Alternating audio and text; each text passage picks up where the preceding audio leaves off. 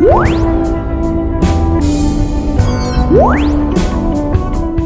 everyone, I'm here with Jos, and we're going to be talking about World War I Gallipoli Ottoman fronts. Jos, it's nice to meet you.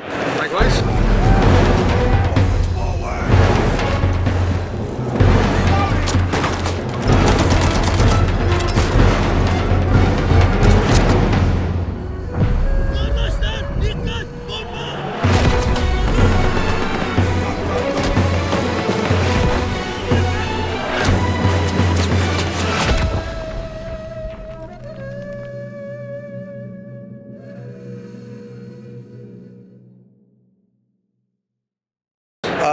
Can you tell us a little bit more about the game? This game is set in World War I. It's the fourth in our World War I game series. We started with Verdun in 2013. We did the Western Front of World War I. Then we did Eastern Front, Italian Front in 22 with Isonzo, and now we're doing the Middle Eastern fronts of World War I with Gallipoli. I remember Verdun was like one of the early World War I games before Battlefield 1 blew up the scene, and since then the game has gotten a lot of success. What's some things you could tell us about Gallipoli in particular, and why you decided to focus strictly on the Ottoman fronts for this one? Yeah, so it's been my passion as a developer and a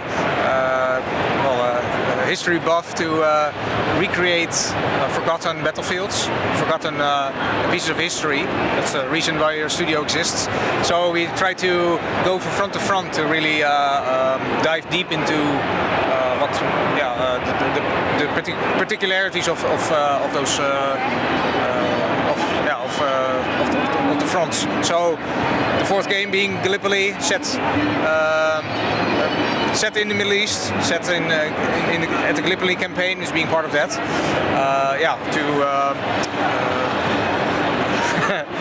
Sorry, I'm going everywhere. It's okay. To ground it a bit, what was some of the difficulties when it came to working on the Gallipoli campaign? Since as you mentioned, it is a forgotten.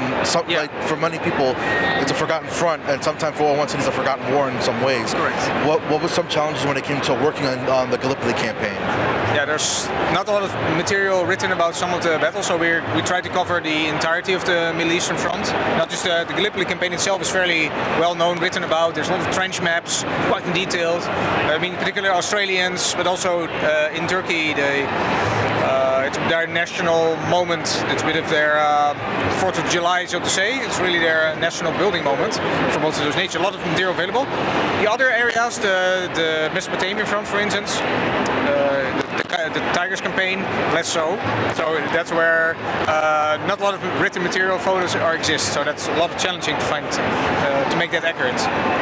Compared to all the other campaigns that you've worked on, from Verdun and everything else, how long did it take to work on the Ottoman front?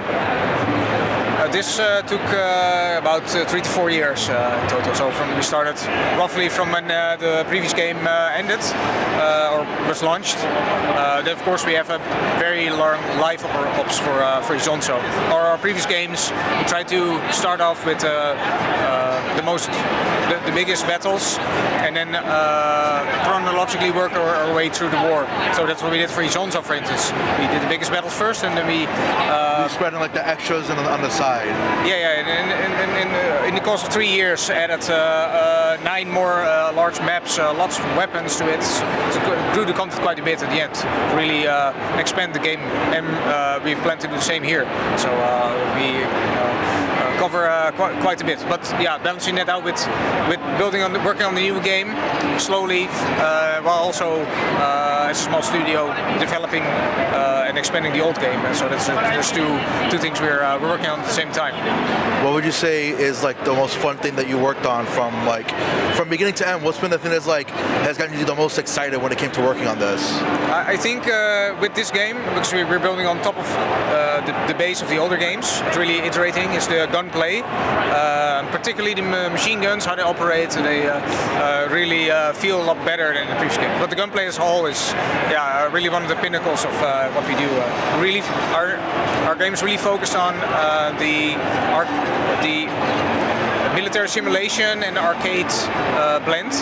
So we have our focus is really on small scale, close quarters infantry combat, and the gunplay is really important for that.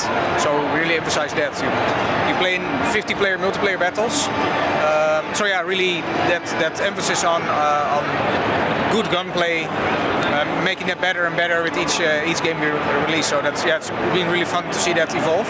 And the fans have also confirmed, we're working with the community in testing. They also confirmed that this is like one of the things they like most about Gallipoli. And one last thing, since you've been working on all of this since when it first started as Verdun, what's some advice you would give to people that they're basically making an entire series of an entire war that not many people delve on? What's something for someone who basically doing it for more than 10 years, what would you say, what are some words that you would give to people that maybe want to work on something like this, where it's I want to do something that people don't talk about, say different wars around the world, or even just games in general? What would I say to them if they want to start doing that? Yes. Okay.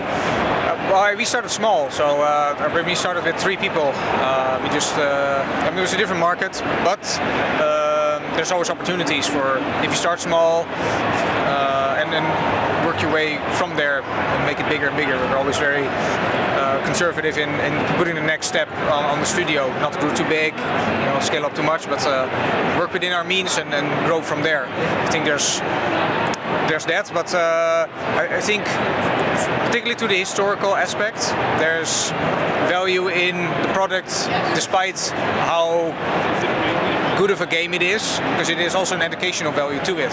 So it's, it may not be the best AAA product ever, but the historical aspect has inherent value. I think that can drive a lot of the passion, where particularly in these long projects, you need to be driven by something that's more than just launching a game and making the financials work, right? It can be driven by passion. I think that's what driven us, certainly me, in the past 20 years. So. All right, well, Jos, thank you so much for your time. If you'd like, you could advertise the game a little bit more, and the floor is yours.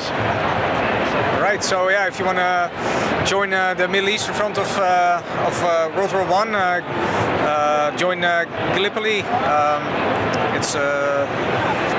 You can find us on Steam, Xbox and PlayStation.